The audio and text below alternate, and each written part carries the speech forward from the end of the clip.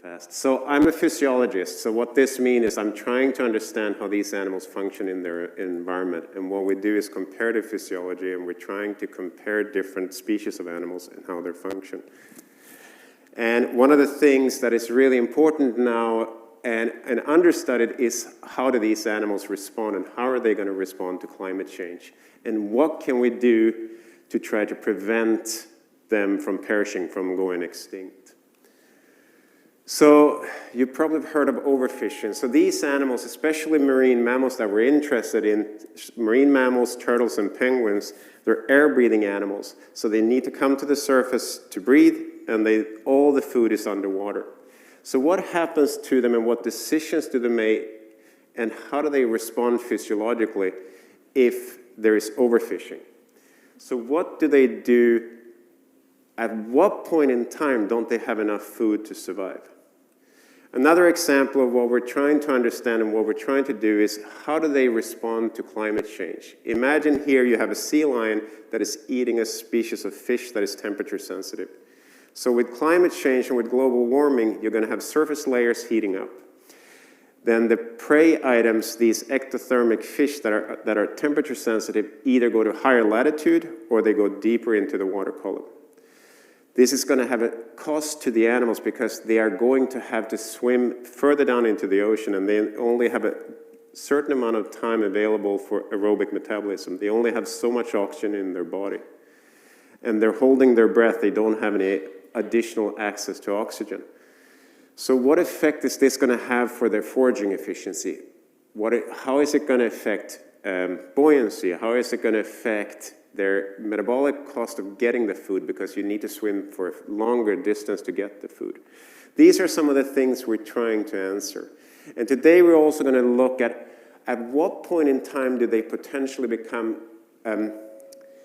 at risk of decompression sickness. So when do they start taking up too much of nitrogen into their body and their tissues that they can start to form bubbles when they come back to the surface? And this has been of great interest in the last 20 years after some reports of stranded whales, deep diving whales, mainly in Bahamas and the Canaries after Navy sonar exposure.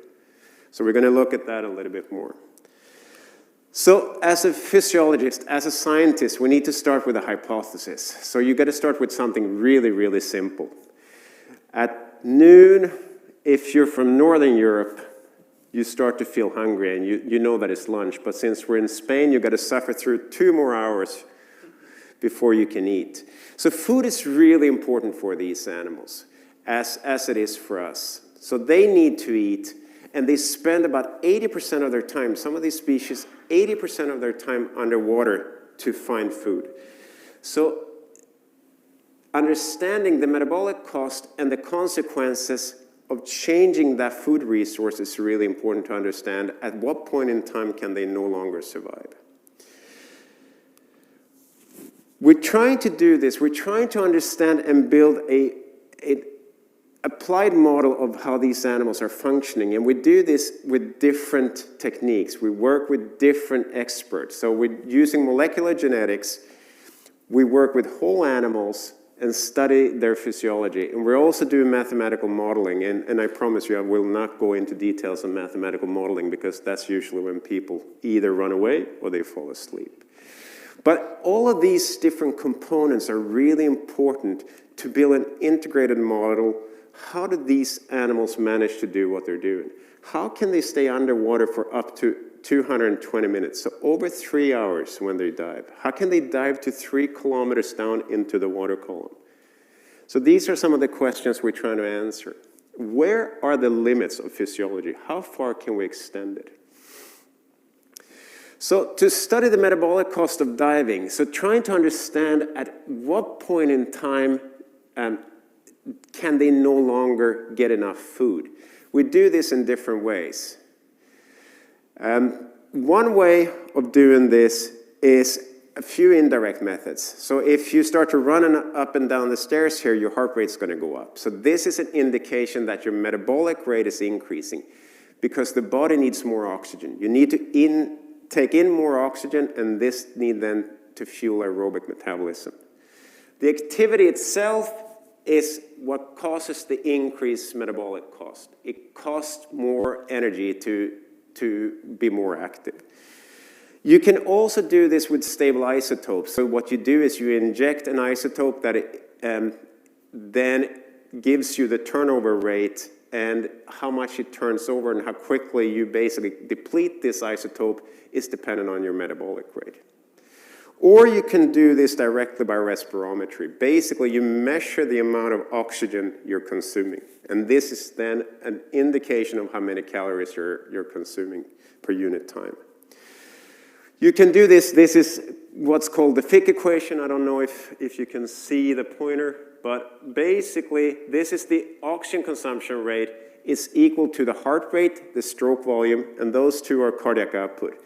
And then how much oxygen is in the arterial system and the venous system. So we can do this by measuring heart rate. Heart rate is a really good proxy or an indicator of metabolic rate. So we did this once with king penguins in the Southern Ocean. This is a French island in the middle of absolutely nowhere. There is French food and there are penguins. So life is not too bad. So there is about 60,000 penguins in this area down here on the beach. So lots of volunteers. And what we could do then is we equip them with heart rate monitors. This is just to give you an idea of where this place is. This is the Southern Ocean. This is Crozet Island. Here's Madagascar, Antarctica, and Africa. Then you build a treadmill and you run the animals on a treadmill at different speeds, and you measure how much oxygen they're consuming at different levels of activity.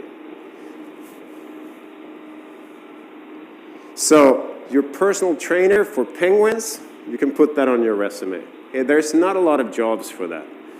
But then you can relate this, so you can do these validation studies, and you can relate heart rate here on the x-axis and rate of oxygen consumption on the y-axis. So this is number of calories used. And you can then see, look, beautiful correlation. One of the things with penguins is they are amazing at fasting. So they can fast, they sit on their egg or they feed the chick for up to 3 weeks without food, without water. So we're asking ourselves, what happens then if they start fasting? This is when they come back from a foraging trip. This is the first day with no fasting, 6 days of fasting, 13 days of fasting, 21 days of fasting, 28 days of fasting. So the physiology changes a lot. You really need to know the physiology to be able to use these relationships, to use this proxy. But remember, this is only for animals walking on land. So what do you do then for animals in the ocean? Is the physiology different when they're swimming? So then we studied sea lions. So this is a site that's, I think this is no longer existing. This is it's a site in Vancouver in Canada. So what they had is they had trained Steller sea lions in the marina, and then they brought them out, or we brought them out during the day. There's a research barge that you see here on the left attached to a boat. So this is basically a big platform where you can work. And then on the right-hand side, you have basically the sea lion shuttle. So the sea lion gets a ride from the marina to the site, and then they can dive into this. So on the platform, there is a hole cut out, and then we have this dome. So the animals go into the dome. They're trained to go into the dome. Then they can basically swim away if they want to, but they know that we're asking them to participate in this experiment. They go into the dome, they breathe into the dome, and we can measure the oxygen consumption rate. Then breakfast is served underwater. So the animals know that when I dive to the bottom of this, there's a tube going down here. You see these two research technicians that are lowering a tube to a water pump, so we can basically deliver food to the end of the tube. So we can feed the animal and provide food at the bottom. So here you see the animal inside the respirometer. The animal is resting. On the bottom there's a door, so we can open the door and then say, you can do whatever you want. We're going to serve you breakfast on the bottom. If you want to participate, do that. If not, well, jump into the shuttle and we take you home. But if you want to participate, then you got to dive down here. Food comes out right here at the end of the tube. These experiments are really useful because the animals, it's entirely up to the animal what they want to do. They decide the duration, they decide how long they're going to be under, they decide how long they're going to be at the surface. So we could do this for a number of dives to see how repeated dives are affected in their physiology. We can change the depth to see how changes in depth are affecting the animals. And we could also do some changes in how much food is delivered. So we can see the effect of overfishing and at what point in time are they no longer getting enough food. So what limits diving then? Much of research in physiology has looked at oxygen and because of its importance in aerobic metabolism. So we look at oxygen as a limiting factor of you need this much oxygen, and if you have this much oxygen, it's sort of like your paycheck. If you have this much salary, you can buy this many things in the food store. So with this much oxygen, they can dive for a certain amount of time. And the way that we estimate this is something called the calculated aerobic dive limit. So it's the oxygen consumption rate here in a unit, it's a rate. So this is an estimate for the penguin work that we did. Then you have the stores. So this is how much you're spending each day. This is how much you have in salary. Then you divide the salary by the rate and you get an amount of time. If you do this right, you have at least a little bit of money left at the end of the month. So these animals, these penguins can dive for 7 minutes on aerobic metabolism. They have enough oxygen to sustain aerobic metabolism for 7 minutes. After that, they either need to come to the surface or switch to another fuel source. So in the wild, we measured these animals and we measured how long they were diving during a foraging trip. What you see here is a bar graph. So each bar is the relative amount of time in each of these bins. So this is dive duration on the x-axis in 20-second bins.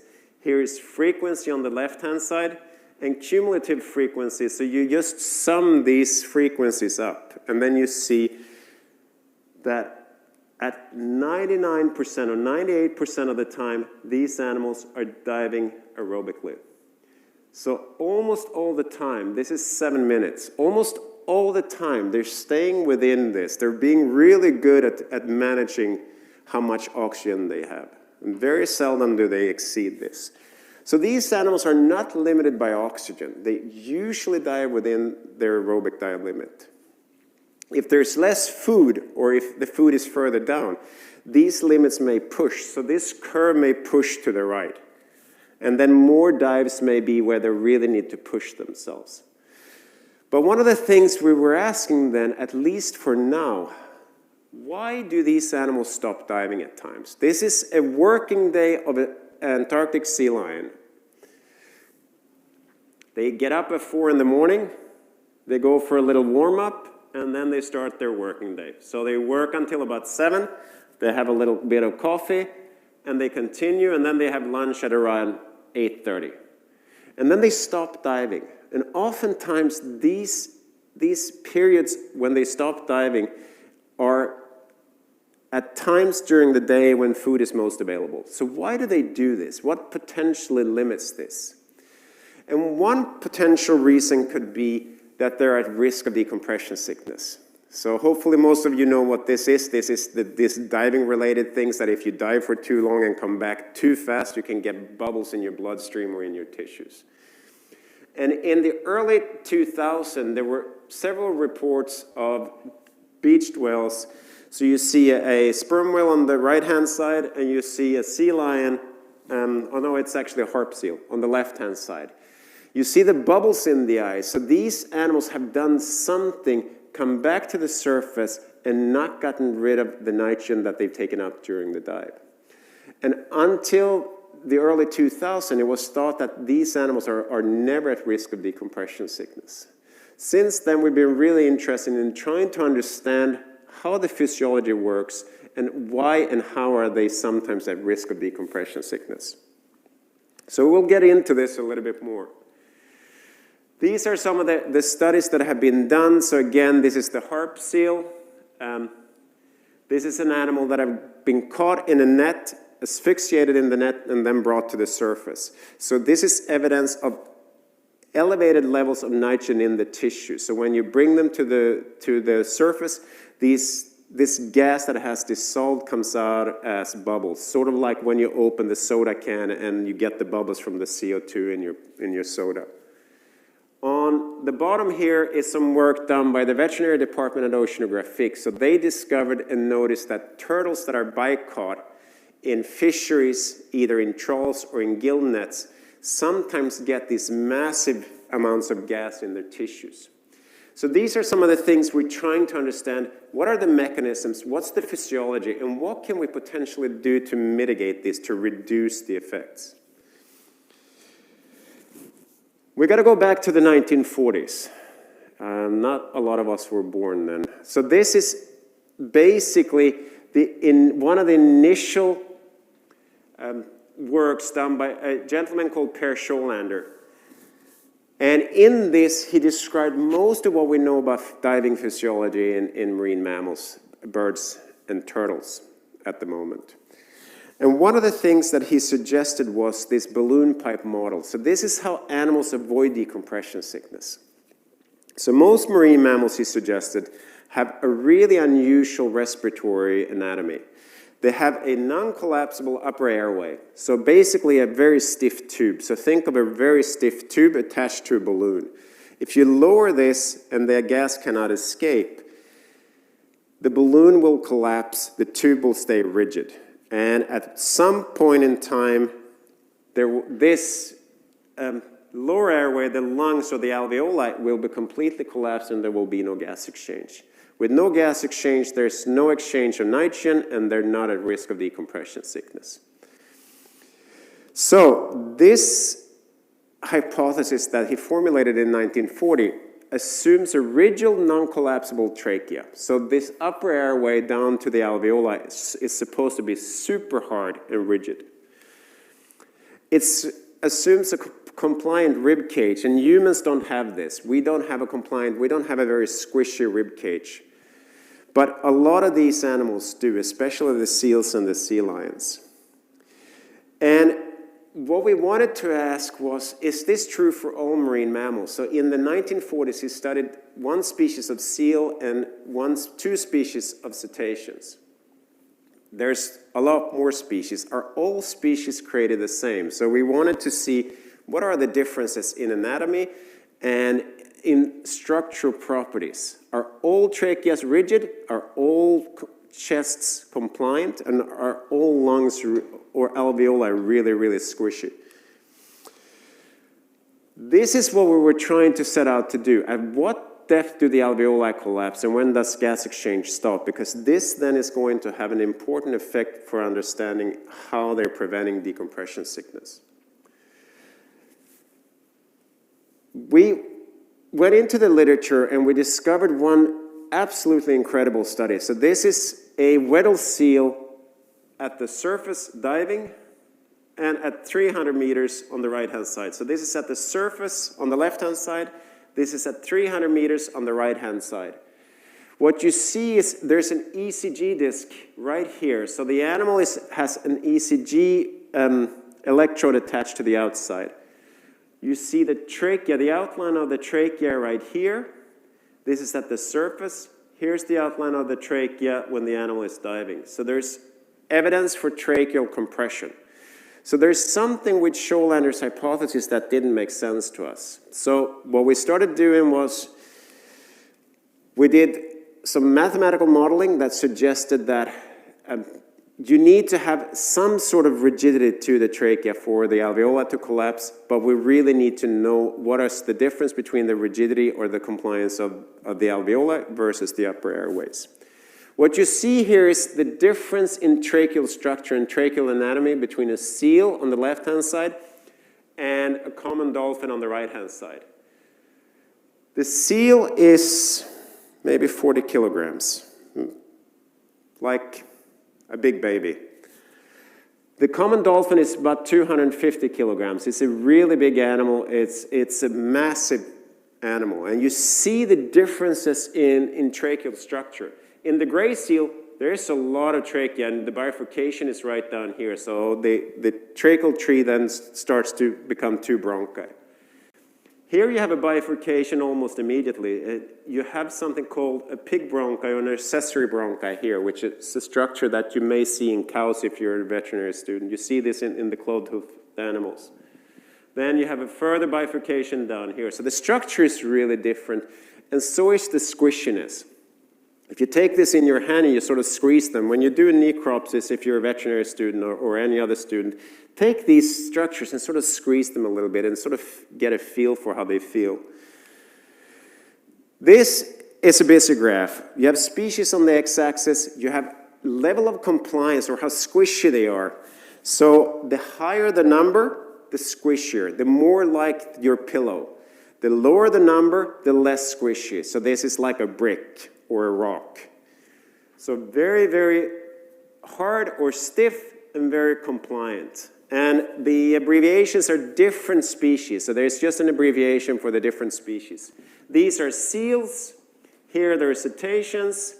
Here there's a sea lion, and here are land mammals. So there isn't really that much of a difference in several of these species. This is the effect of age in the gray seal. And it's the complete opposite direction of what we would expect. We would expect older animals to have a stiffer upper airway because they dive deeper, they dive for longer, they're more competent divers. So if they're going to be able to avoid decompression sickness, you would expect the upper airway to be stiffer and the alveoli to be really compliant. This is a beaked whale, and they're really deep divers, and they seem to at least follow the rule of shoalander. So their upper airways are really, really compliant. They're super stiff. So at least someone had read Shoalander's thesis. Then what we did was we took out the lungs, we did inflation experiments to try to look at the pressure-volume relationship. So this is another way of doing compliance, to estimate the compliance. These are the curves, and the steeper these curves are, the more plush, or the more stiff they are. The more they lay down, the more compliant they are. This is for inflation, and here is deflation. Inflation, you see there's almost no difference between seals and cetaceans. So they seem to be the same how they open up the lungs. And this is really important because the lungs need to open up after they've been collapsed. But they do collapse, so they deflate very differently.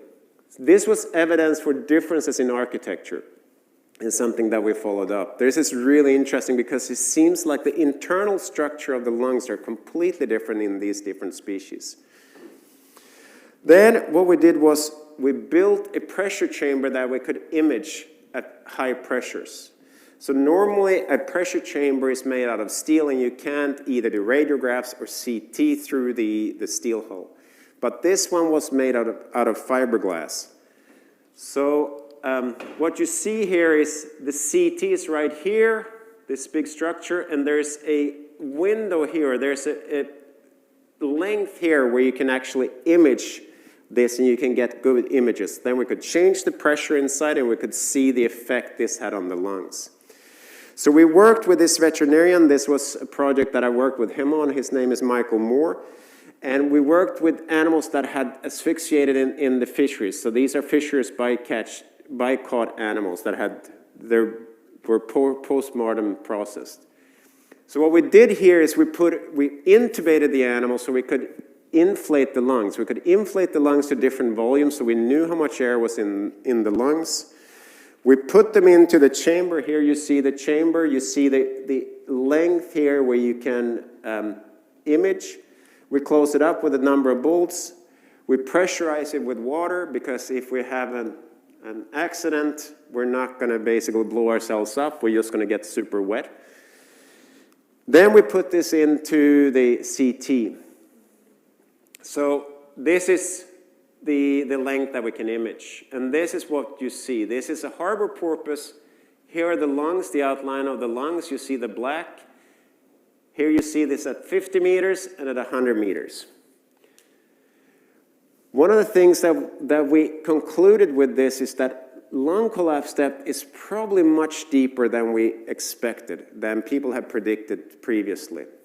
Just by physical forces, the lungs probably don't collapse until at least 100 or 150 meters. You see, there's still quite a lot of air in the lungs here. There was another really interesting finding when we did some comparative stuff, and this is another talk when or if I ever get invited to come back here, but this is a new hypothesis that this has basically continued to. Look at the differences here. You have two marine species. You have a common dolphin and you have a gray seal. Then you have a pig. They are all at the same pressure. They're all sort of tilted, and this was because the buoyancy changes when we start pressurizing these animals. Look at the differences in the shades of gray or black.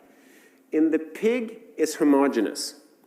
In the marine species, all the air is at the top, suggesting that there are ways that the gas can travel through the lungs in a dead animal in the marine species, and they don't do that in the land mammals. So the lung architecture is likely very, very different, which we've then gone on to show in live animals that there's something called pores of cone in the lungs of cetaceans. So the air can travel through the lung and doesn't have to go through the airways. I'm going to leave that there, but this was really fascinating just to see the species differences. So there's structural and functional variation between species. We concluded that alveolar collapse is most likely much deeper than previously expected. And this is going to then have consequences to how these animals are affected by if they need to dive deeper. And this will potentially affect species. A species is built there, adapted to dive to maybe 30 meters, to 50 meters. Then now I need to dive deeper. How is that going to affect my physiology and my capacity? You're thinking, well, these are all dead animals. So we thought the same thing. There's a lot of things going on in the live animals. So we started working with, one was an aquarium. This is the same sea lions as I showed you before in Vancouver. They sometimes are anesthetized because they're going through medical procedures. They need to clean their teeth, and they need to have a health exam, or you need to take a blood sample. And if they're not trained to do all those things, then you need to anesthetize them. This is a rehab center, rehabilitation center for seals and sea lions outside San Francisco. And they put the animals under anesthesia for various medical procedures. Here they do an ultrasound, and then they taking samples. So we could tap into this and measure lung compliance. So we're just using the anesthesia tube as sort of a connection to do our measurements. Again, this is a pressure volume loop. Here you have the compliance of the chest, and the chest is really, really compliant. It's super soft. It's like a plush pillow. So if you've ever gotten your hands on a seal and you sort of squeeze their chest, it is really squishy. And here are the lungs. So this is exactly what Schollander was predicting. You should have really compliant chest because it shouldn't resist compression, because when you're diving, you don't want the chest to resist compression. Then you're going to potentially experience barotrauma. So there's going to be pressure differences if the lungs can't completely collapse. Then you have a very compliant lung, and this is it's about twice as compliant as a human or a land mammal lung. So they have a much greater ability to basically completely collapse. Then we thought, well, anesthetized animals are fun. Let's go and do this in the wild. So we created this whale breathalyzer. So we were going to go out and do this on sperm whales in New Zealand. We practiced in the kayak, we practiced on a buoy, and we thought, well, what a great idea. Not all hypotheses are great, and not all projects work out as you thought. So this was one of those that, yeah, no, probably not. So one, the equipment was too small, and 2, the animals were a bit intimidating. So we thought, well, let's work with animals in aquariums. So we started working with this place called Dolphin Quest in Hawaii. So the advantage here is the animals are trained. The animals participate voluntarily, so they decide if they want to participate or not participate. So we started developing this spirometry system for marine mammals. This is one for dolphin. And we could then measure lung function in these animals, and they are trained to either breathe normally into the apparatus, or we can get forced breath. So we can ask them to do certain maneuvers. They can breathe really hard, and we can then look at how the lungs are functioning. Here's a lung mechanics trial, and what we're doing here is we're putting a catheter into the esophagus to measure the pressures across the lung. This then allows us to measure lung compliance like I showed you before, but in live animals. Then the flow meter allows us to measure flow, just like you do with spirometry in humans. If you're measuring, if you have pneumonia, if you have asthma, to give you an idea of how well the lungs are working. We can also do some swim trials. So this animal is trained to swim in a big loop.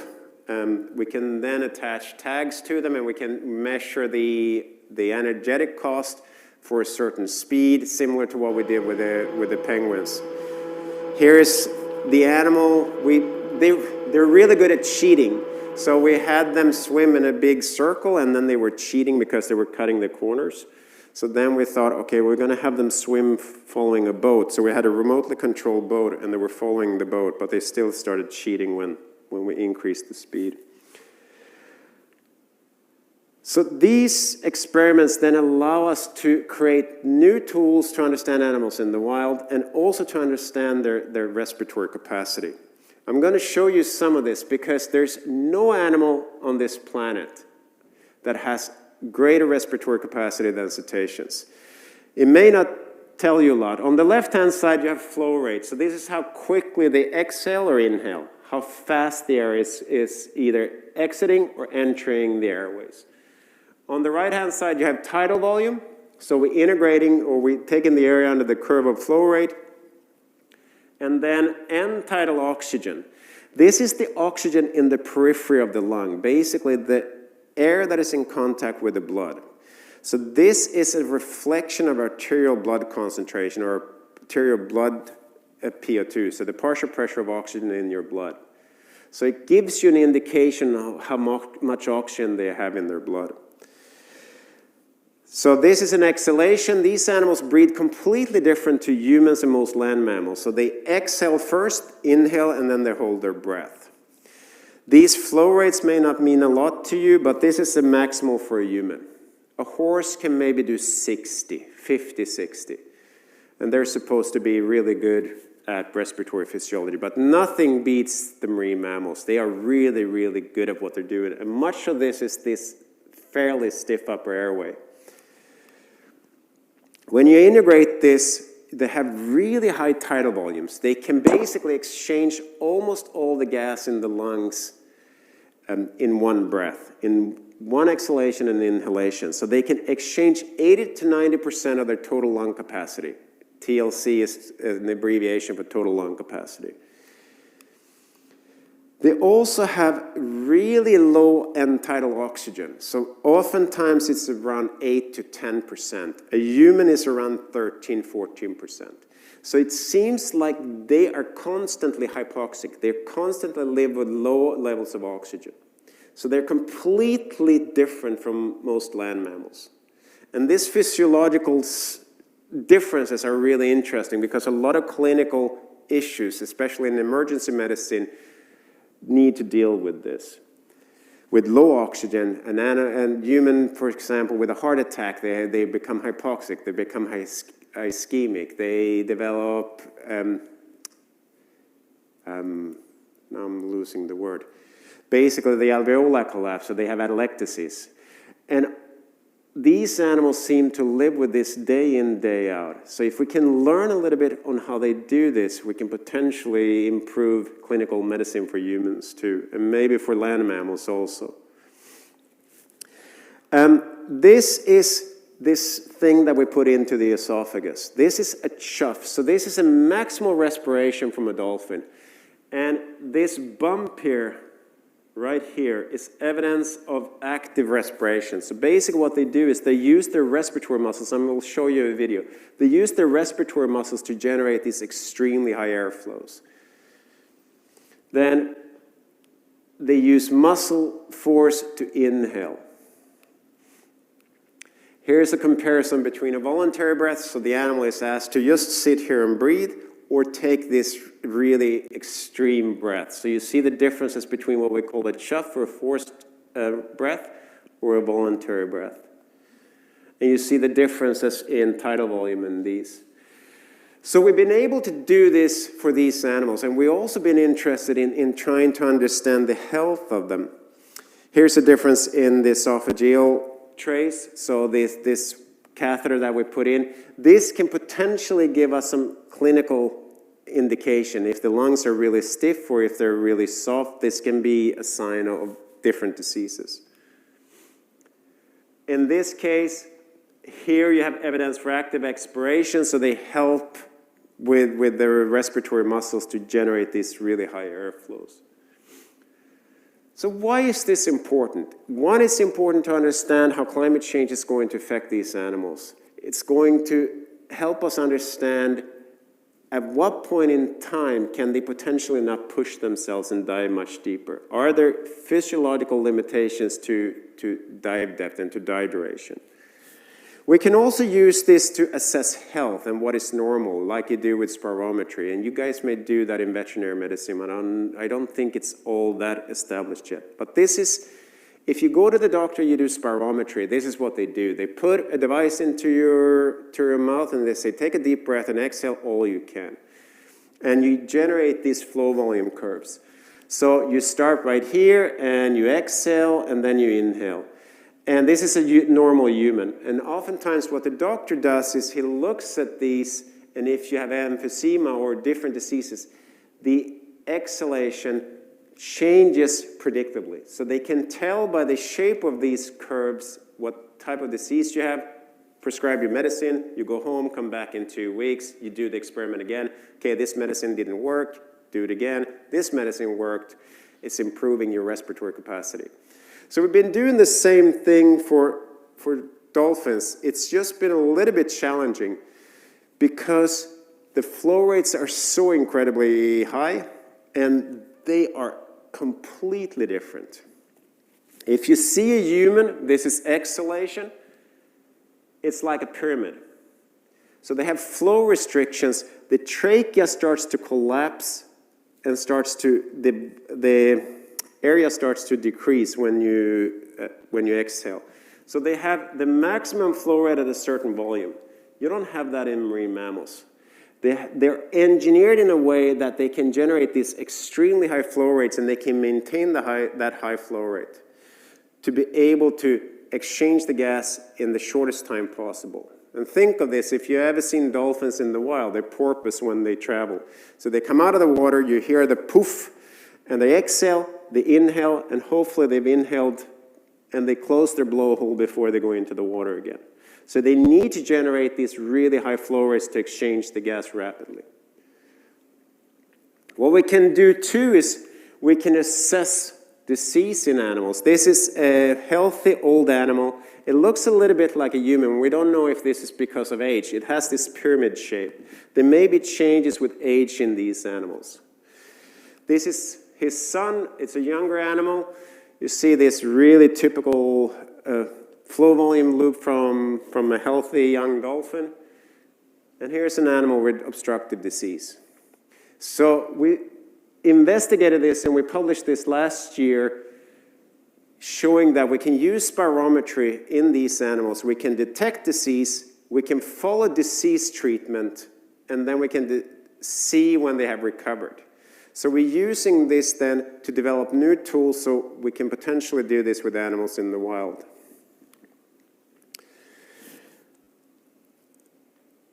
If these animals are adapted to live in the ocean, and one other thing that we're trying to do is trying to provide these tools that we're developing for different teams, for different departments, for different research teams. And think about these animals. They're adapted to live in the ocean. If they're on land, if you have a stranded dolphin on a beach, it's really difficult for them to breathe. They have all that weight. If they're 200 kilograms, it's 200 kilograms on the chest that's pushing down. If you lay down on the ground, it's really difficult for us to breathe. So we wanted to estimate it. We wanted to look at what effect does stranding have on these animals? And could we potentially provide a tool for stranding networks that could monitor them and could make sure that they could see if there's improvement, or if an animal is deteriorating, or if an animal is stranded, is it because they have respiratory disease? Because that may make decisions easier for a veterinary team to decide, we're going to save this animal because it's healthy, that animal has some severe lung disease, so maybe we're not going to prioritize that animal. Or maybe we give this animal an injection of antibiotics or something that potentially can help with the respiratory disease before we release. Again, here's the flow volume curve of the cetaceans. This is a video of an animal in water.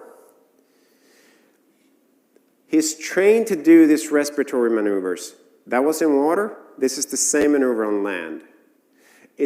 You can just hear the breaths are different. You can't hear it well here. You can see that there's a lot more effort to breathe on land than in water. When you look at the data, the white circles and the white flow volume loops are in water. The red ones are the animal beached on the mat.